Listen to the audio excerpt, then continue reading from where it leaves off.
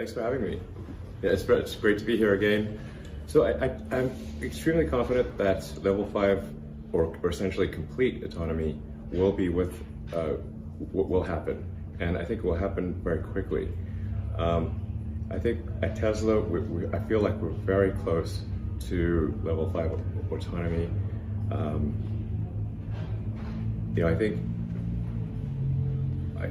I remain confident that we will have the functionality for the basic functionality for level 5 autonomy complete this year. The thing to appreciate for level 5 autonomy is really what level of safety is acceptable for the public streets relative to human safety, and then so is it enough to be twice as safe as humans? Like I do not think that the regulators will accept equivalent safety to humans. So the question is, will it be twice as safe as a requirement, 3 times as safe, 5 times as safe, 10 times as safe? So you can think of really level 5 autonomy as kind of like a march of nines.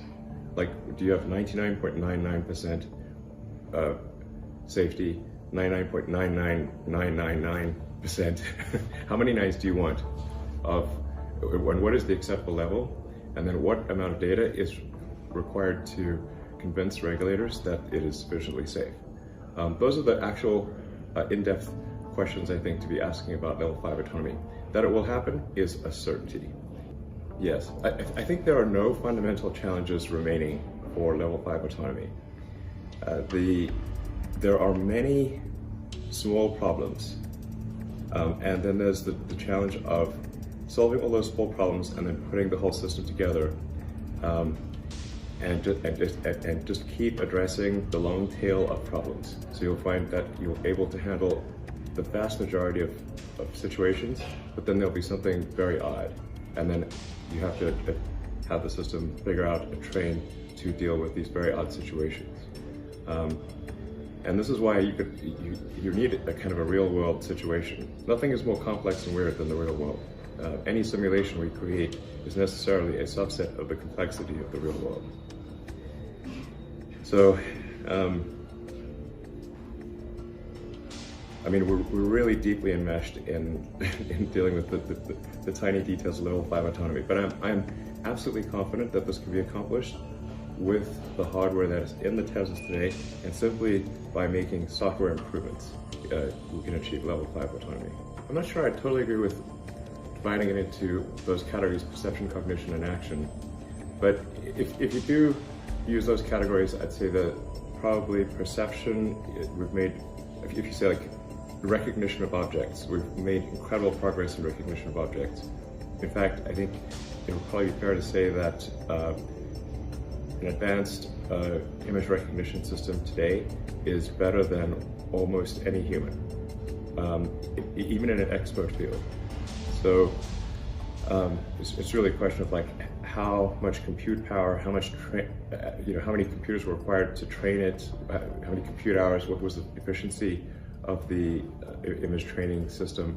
But in terms of image recognition or sound recognition, and really any signal, you can say like generally speaking, any byte stream,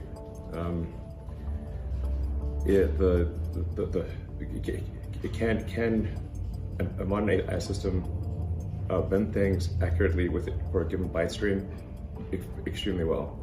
Cognition, this is probably the weakest area. If you say like, do you understand concepts and are you able to reason effectively, and can you be creative in a way that makes sense? Because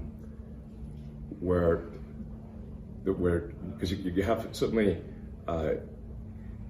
advanced AIs that are very creative, but they do not curate their creative actions very well. And so we look at it and it's like, it's not quite right. It will become right though. And then action, if you sort of, I think maybe if you think of like things like games, as maybe something part of the action part of things. Obviously at this point, any game with rules, AI will be superhuman at any game with an understandable set of rules. Like, it's essentially any game below a certain degree of freedom level. So really, I'd say at this point, any game. There's really, it would be hard pressed to think of a game where, if there was enough attention paid to it, that we would not make it superhuman, a superhuman AI that could play it. And that's not even taking into account the faster reaction time of AI. So in developing AI chips for autopilot, what we found was that there was no system on the market that was capable of doing inference within a reasonable cost or power budget. So if we'd gone with conventional GPUs and CPUs and that kind of thing, we would have needed several hundred watts, and we would have needed to fill up the trunk with computers and GPUs and a big cooling system, which is important for range for an electric car.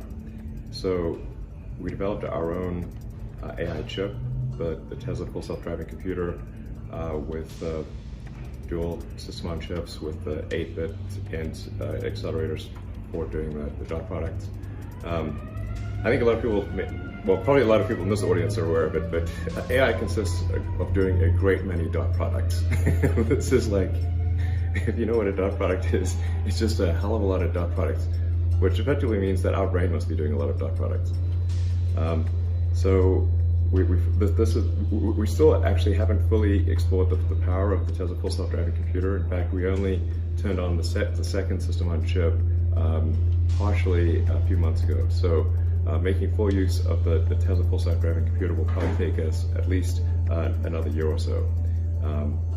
Then we also have the Tesla Dojo system, which is a training system, and that's intended to be able to process vast amounts of video data to improve the training for the AI system. So the Dojo system, and that's like a FP16 training system, that